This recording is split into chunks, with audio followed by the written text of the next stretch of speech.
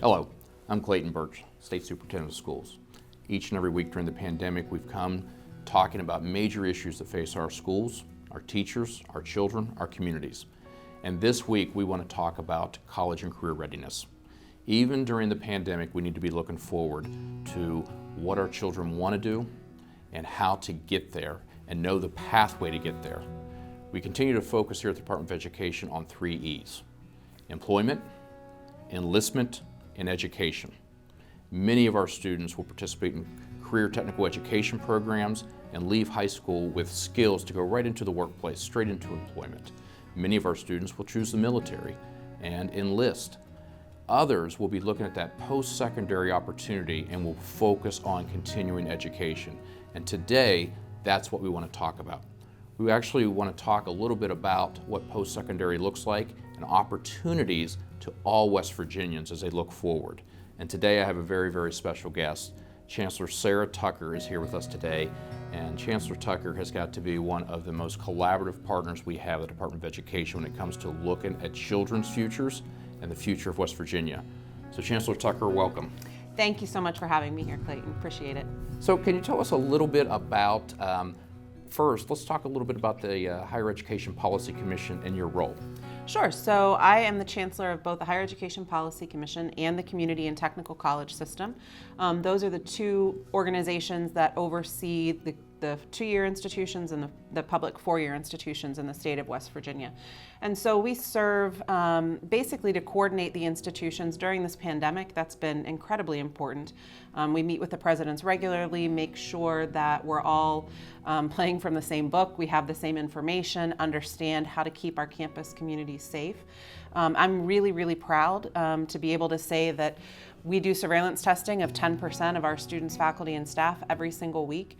Less than 1% of our students, faculty, and staff have tested positive on a weekly basis for coronavirus. Our campuses are safe, and it's because our presidents have done such an incredible job of making sure that they're safe. You know, it's been really impressive to watch not only our K-12 systems, but our colleges and universities open up this fall. And I'm glad to mention that they are safe. So as parents or students are looking to the future, I got a few questions for you that maybe we can help the public out. One of the things that you and I work on a lot are these ideas of career pathways. And we hear a lot of discussion about a seamless pathway for students as they're looking at as education or the future employment. Talk a little bit about the work we do around pathway development. Sure. So I think some of the work that we're doing right now that I'm most excited about is the pathway development around nursing and trying to make sure that students as early as middle school are getting the skills and training that they need in order to successfully continue on in a nursing career. And if that means an LPN, an RN, a BSN, a master's degree, a PhD, who knows? But all of those are options. And we know that in the state of West Virginia, we have nursing vacancies everywhere. We know that nurses are getting signing bonuses of $10,000 and $15,000 at some hospitals. This is an incredibly lucrative field and a very necessary field.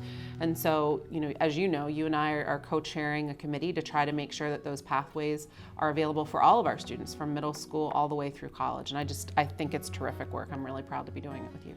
Well, I'm glad you mentioned middle school. So we continue to have these discussions about college and career readiness, even down into the middle school and elementary, looking forward about what potentials are, what opportunities are. And for those of you that don't know, we actually have quite a bit of dialogue about what the future of West Virginia holds. And as parents are looking forward or children are looking forward to attending a Institute of Higher Education, can you talk to us a little bit about, even though it's October, the scholarship and the process for enrollment? Sure. So we have lots of different scholarships available. The state of West Virginia has some of the best state scholarships available for higher education. So we have our Promise Scholarship, we have the Higher Education Grant Program, we have the Higher Education Adult Part-Time Student Program, and we have West Virginia Invest, which is our last dollar in free community college program. So all of those programs provide a tremendous amount of financial support for our students.